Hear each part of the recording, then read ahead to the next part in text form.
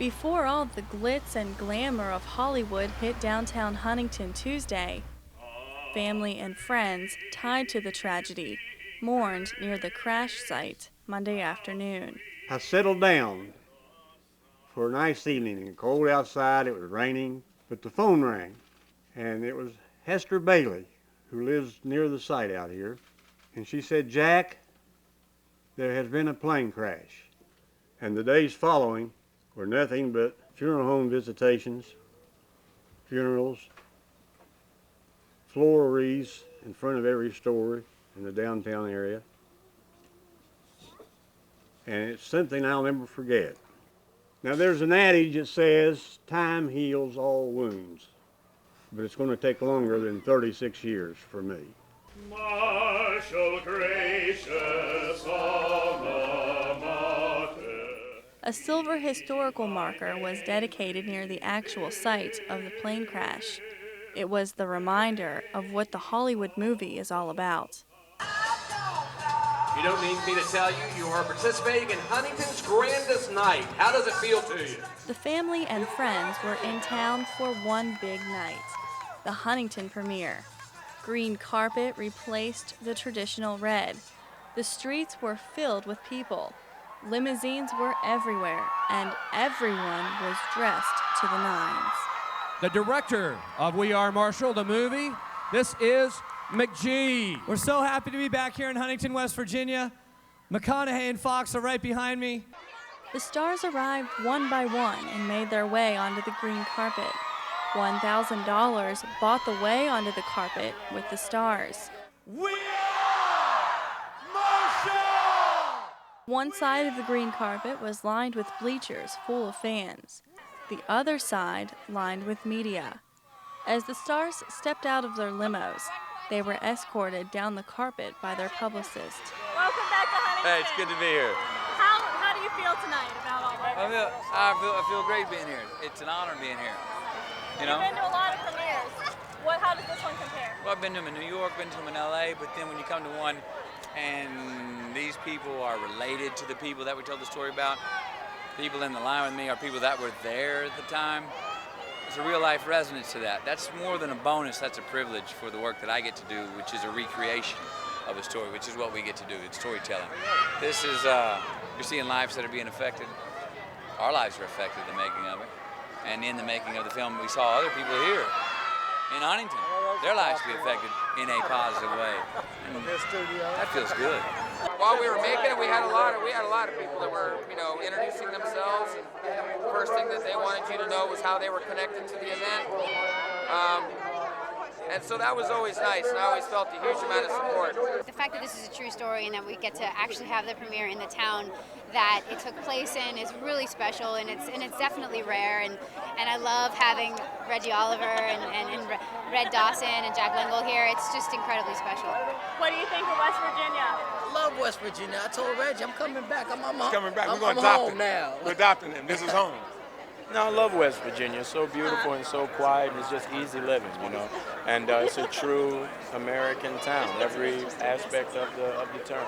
Don't be afraid to say hello to your friends as they come down the aisle. The stars of this premiere were not just the actors. The coaches and players the actors portrayed also took center stage. 70 of the 84 players came back with 5 of the coaches. And for the last 3 days, they've been telling lies. And we are now an undefeated football team, according to what happened back in '71. But it's been a great experience. And the movie is absolutely terrific. All the actors did a wonderful job of portraying the sensitivity of the movie and explaining what transpired here 36 years ago. I'd have to say that they did a great job, and I'm interested to see it here tonight because I'm sure I'll see something I didn't see in between the tears. Now, Arlen's standing right here, but how did he portray you? Hey, he did a great job. If I couldn't do it myself, I'm glad he was able to do it. He did a great job of being Reggie Oliver. Thank you, Reggie. Thank you. What's it like to see yourself portrayed on the big screen? I mean, is that crazy to you? It's a little surreal. I mean, was able to meet him in Atlanta this summer, and wonderful little guy. And it's not my story or his story. It's so many people's stories. But it's a very powerful movie, and I think from the reaction, everybody enjoyed it.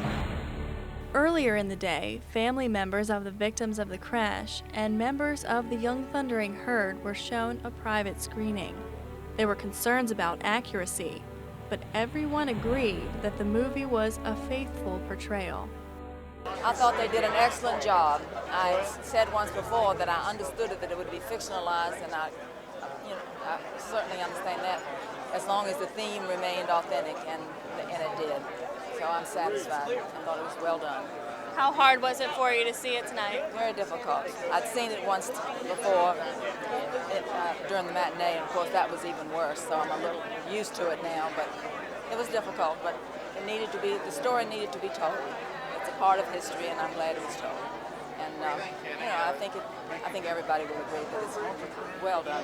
The movie was better than what I thought it would be. And I know for sure Nate would be so proud of Anthony. I've already talked to Nate's parents about the movie, and I told him how proud I am that he did such a wonderful job. And it's hard to see him portray Nate on the screen. Like I said, he did just a wonderful job. And Warner Brothers did a wonderful job of bringing this movie all together. I just think it's a first-class film. They were compassionate. They had dignity, respect. I have no quarrels. I think it was an unbelievable film. Even the director of the West Virginia Film Office was at a loss for words. It was more than I could ever imagine. It was a wonderful experience. What's it like to go through and be a part of this and see it all come together finally? Right, my comments right now are completely just emotional. I'm sure there are great things to say about the economic impact issues and what it means to Huntington and things like that, but all I can think of right now are the emotions that I saw with everyone from this town. It was a little overwhelming. Another first-time viewer was Jack Hardin, retired journalist from the Huntington Herald-Dispatch. Hardin was the first reporter at the scene of the crash in 1970. One of the firefighters said, "Jack, be real careful where you step," because there were bodies there. Lots of bodies. Hardin knew what to expect during the movie, but it was still emotional for him. I jumped that high on my chair. I had a stranger sitting next to me, put his arm around me, and kind of like consoling the baby, you know what I mean? Oh yeah, that got to me. I was in the 5th row up in the balcony, and I heard people sobbing, crying.